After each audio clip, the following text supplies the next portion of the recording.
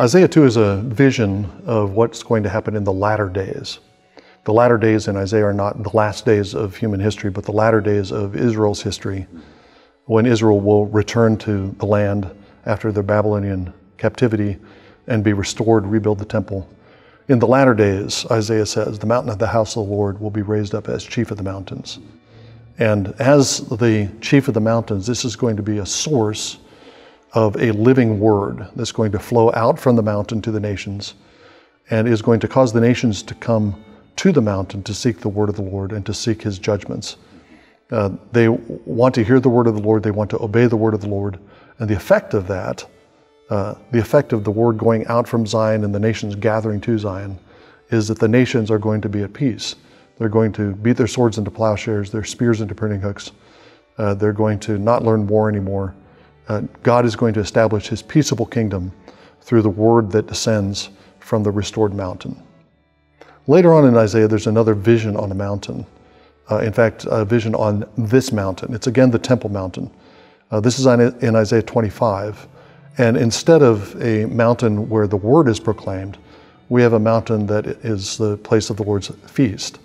The mountain of the house of the Lord is a place of festivity. It's the house of hospitality that God establishes in the world, not only for Israel, but for the nations to come and gather and feast, eat, drink, and rejoice in his presence. And again, it's a vision of the latter days when Israel is restored, when they come back to the land, then the nations are going to gather and they're going to have a feast of wine, of refined aged wine, a feast of pieces with their marrow, the best of the meats, and the nations are going to rejoice before the Lord.